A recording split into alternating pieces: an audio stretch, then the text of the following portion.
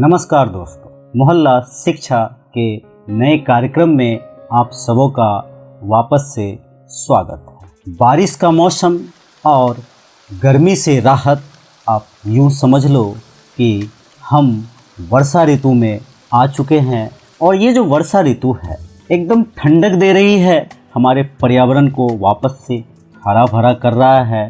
कहीं फसलों की बुआई हो रही है, कहीं कटाई हो रही है। मतलब एक नए फसल चक्र की बात करें या एक नया पर्यावरण कहे तो इस पर्यावरण में कुछ फायदे तो कुछ नुकसान। किस कारण से? वर्षा के कारण से। अपने मोहल्ले में ज़रा देखो, जब बारिश होती है 1 घंटे 2 घंटे 4 घंटे होती है, चलो हो रहा है, मौसम ठंडा हुआ, लेकिन जब कुछ ज़्यादा देर हो गई तो आपके गलियों में पूरे के पूरे आपके मोहल्ले के अंदर, क्योंकि मोहल्ला शिक्षा नाम ही चैनल का है, तो अपने मोहल्ले के अंदर पूरा बारिश का पानी भर जाता है और कितनी कठिनाइयों का सामना करना पड़ता है। अगर ड्रेनेज सिस्टम सही नहीं हो, पानी निकलने का निकासी क्षेत्र सही नहीं, और ऐसा होता भी है तो आपको कितनी समस्या होती है। 4 घंटे 5 घंटे, 1 दिन 2 दिन पानी निकलने में वक्त लग जाता है, कभी कभी तो हफ्तों लग जाता है।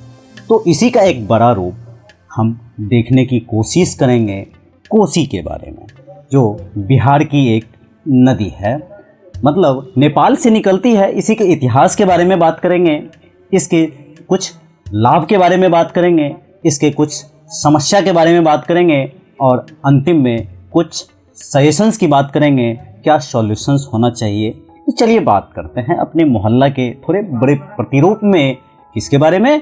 कोसी नदी के बारे में। ये जो कोसी नदी है ये हिमालय के पूर्वी भाग से काशीनाथ पर्वत से निकलती है और इसका नाम है सप्तकोशी भी इसको कहा जाता है। गंगा की ट्रिब्यूटरी है जो बिहार के सामाजिक आर्थिक दृश्यों को बहुत सारे रूप से प्रभावित करती है।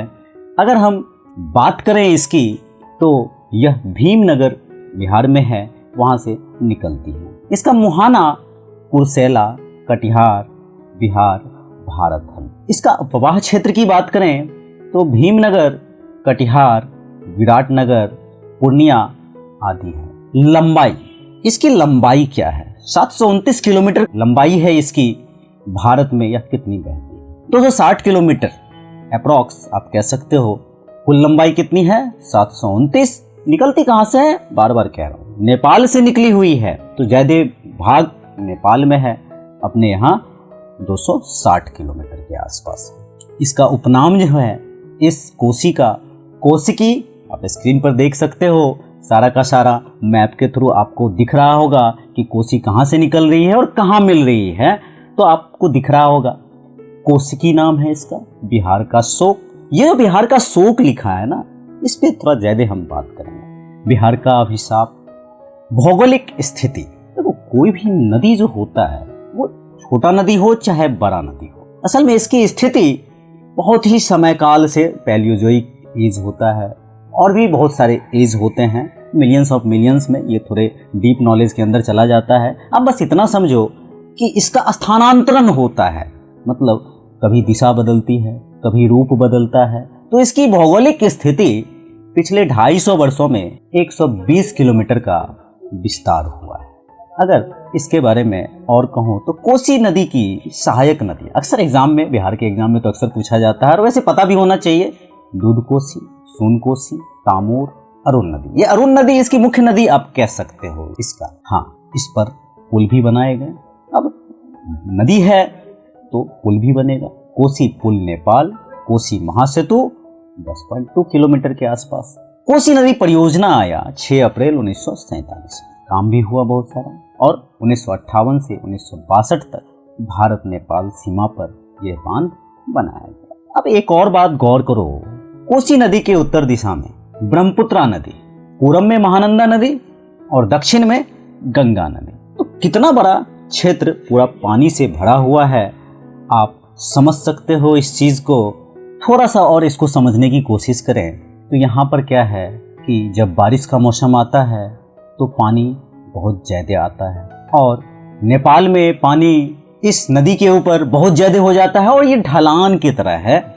मतलब नेपाल में पानी अगर ज़्यादा हो जाएगा तो बिहार के क्षेत्र में कोसी में आती है और कोसी में जब आ जाती है तो इतनी उफान मचाती है, इतनी उत्पात मचाती है कि पूरा का पूरा क्षेत्र बाढ़ से ग्रसित हो जाता है। कितने सारे रूप हो सकते हैं। अचानक से पूरा का पूरा गांव का गांव बह जाता है, लापता हो जाते हैं लोग, घर टूट जाते हैं। ध्यान देने वाला कोई नहीं है इसके ऊपर। अभी बात करेंगे उसके ऊपर भी। कहने का मतलब ये है, बहुत सारे नेचुरल हैबिटेट भी है, पेड़ है, पौधे हैं, जानवर है। अभी रिसेंट न्यूज़ अगर आप देख रहे होंगे तो ब्रह्मपुत्रा नदी से असम में भी बाढ़ आया है, जिसकी वजह से काजीरंगा नेशनल पार्क में जानवर भी बहुत सारे, जितने पोचिंग से नहीं मरते हैं, मतलब उसका शिकार जो दूसरे लोग करते हैं उससे ज़्यादा मर गए हैं इस बाढ़ आपदा से। सवाल यह है कि इस पर ध्यान क्यों नहीं दिया जाता है, इसको कैसे रोका जाए। तो थोड़ा रोकने की बात करते हैं। तो रोकने की बात में सबसे पहला पॉइंट अगर मैं बात करूं तो स्मार्ट सिटी का कॉन्सेप्ट हमारी गवर्नमेंट अपना रही है। स्मार्ट सिटी बड़े बड़े शहरों में तो देखने को मिलता है, बिहार में भी देखने को मिलना चाहिए। जैसे बड़े स्मार्ट शहर का सबसे पहला कॉन्सेप्ट तो यही होता है कि जितने भी बिल्डिंग्स में, घर में जहां भी पानी उपयोग होता है, इन सब के पानी को यही कोसी में बहा दिया जाता है। आप कह सकते हो जैसे पटना वगैरह है बिहार में या बड़े बड़े शहर में, तो नदियों में पानी को बहाया जाता है। इन पानी को इकट्ठा किया जा सकता है कहाँ, एक रिजर्वायर बना करके वाटर शेड की सहायता से। जैसे रोड साफ करना है या फिर आपको वॉशरूम को साफ करना है या पेड़ पौधे को पानी देना है जो रोड पर है, तो स्मार्ट सिटी के माध्यम से इस पे काम किया जा सकता है। ये मेरा पहला सजेशन। दूसरा सजेशन, कंक्रीट से रोड बनता है, कंक्रीट से उसकी जगह पोरस सल्फेट होता है। पोरस सल्फेट, ये जो पोरस सल्फेट होता है, पोरस सल्फेट आप देख रहे होंगे स्क्रीन पर, पोरस सल्फेट की सहायता से रोड बनाया जा सकता है। कैसे? यहाँ पर होता क्या है, आप यहाँ पर देखोगे तो स्क्रीन पर एक गाड़ी दिख रही होगी आपको। ये जो गाड़ी है, इस गाड़ी से अगर पानी इस यहाँ पर डाला जाए रोड पर, तो ये सारे के सारे पानी को सोख लेता है। तो रोड डिज़ाइन इस तरह का हो, इस तरह से आप देख सकते हो। वो पोरस जो है सल्फेट की अंदर ये पानी को कंक्रीट के अंदर ही सोख करके अंदर मतलब निकल जाता है, सोख लेता है। तो इस पानी को उपयोग में लाया जा सकता है, रिजर्वायर तक पहुंचाया जा सकता है। नई टेक्नोलॉजी है, टेक्नोलॉजी के अनुसार हम बदल रहे हैं, तो क्यों ना टेक्नोलॉजी का उपयोग भी करें। तीसरा पॉइंट, वेटवर ग्रास होता है।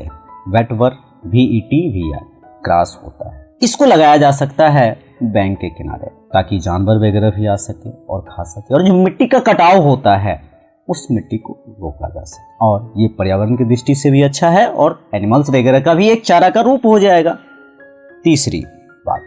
तीसरा सॉल्यूशन की बात करें तो तटबंध बनानी चाहिए, इन बैंक एम्बार्कमेंट जिसको कहते हैं। चौथा सॉल्यूशन, आप अगर कभी पटना गए होगे तो आप देखते होगे कि काली घाटी वगैरह पे देखोगे या कहीं भी समंदर पे देखोगे, बड़े बड़े पत्थर बैंक के किनारे पर बड़े बड़े पत्थर होते हैं और ये जाली से बंधे होते हैं। ये जो जाली से बंधे होते हैं, तो ये जो पानी का बहाव आता है ये पत्थर के थ्रू इधर से ये लौट जाता है। तो यहाँ पर ऐसे इसका भी उपयोग किया जा सकता है। चौथा सॉल्यूशन। पांचवा सॉल्यूशन क्या हो सकता है, आप भी सोच सकते हो। कुछ अगर आपके दिमाग में आए तो आप भी कमेंट बॉक्स के जरिए हमें बता सकते हो। असल में जब नदी में बाढ़ आती है तो बहुत सारे गार्बेज, सिल्ट वगैरह लेकर के आती है, गाद लेकर के, बहुत सारे सामान लेकर के आती है, तो नदी को ऊंचा कर देती है। तो ट्रकों के माध्यम से या जहाज के माध्यम से इसको काट करके कहीं और डाला जा सकता है। अगर ये प्रक्रिया किया जाए तो जो चिमनी भट्टे वाले लोग हैं, इन लोगों को मिट्टी ये दिया जा सकता है और एक अलग तरह का एरिया भी बन सकता है जिसमें मत्स्य पालन वगैरह हो सकता है। मतलब एक पंथ दुई काज आप कह सकते हैं। लास्ट सॉल्यूशन जो हमारा होगा वो हम उड़ीसा के मॉडल से सीख सकते हैं। उड़ीसा के मॉडल से कैसे सीख सकते हैं, तो उड़ीसा ने बहुत अच्छा साइक्लोन जब आया तो मॉडल प्रस्तुत किया। आने से पहले सबको रिहेबिटेट कर दिया, वहां से हटा दिया। ऐसा वो क्यों कर पाया? सैटेलाइट के जरिए या सेंट्रल गवर्नमेंट के विल के जरिए या स्टेट गवर्नमेंट के विल पावर के जरिए। तो बिहार में भी इस तरह से इसको उपयोग करके कुछ काम किया जा सकता है। ऐसा नहीं कि पॉलिटिकल पार्टीज, क्रिटिक्स नहीं कर रहा हूँ, वोटिंग कार्ड जब इलेक्शन होता है तो वोटिंग कार्ड बनाना शुरू कर देते हैं, समय से पहले करते हैं। तो बाढ़ आने के बाद क्या फायदा? बाढ़ आने से पहले करना होगा इस तरह की चीज, ताकि हम नेचुरल ब्यूटी को बचा सकें। एक और समस्या है, ये बहुत बड़ी समस्या है असल में, ये मैं बोलना भी चाहूँगा कि आखिर नॉर्थ इंडिया में इंडस्ट्रीज क्यों नहीं आती। एक बहुत बड़ा रीज़न है इसलिए नहीं आती है, उनको पता है अगर इंडस्ट्री लगाएंगे तो ये बाढ़ आएगा और सारा का सारा सब कुछ को ले डुबा जाएगा। ये एक बहुत बड़ी समस्या है, इस समस्या पे बात करनी होगी। तो ये रहा कोसी नदी के बारे में। आपको पसंद आए तो ज़्यादा से ज़्यादा शेयर कीजिए, और कुछ अगर मन में सवाल आ रहा हो तो आप कमेंट बॉक्स के जरिए हमें बता सकते हैं। मिलते हैं अगले वीडियो में। धन्यवाद।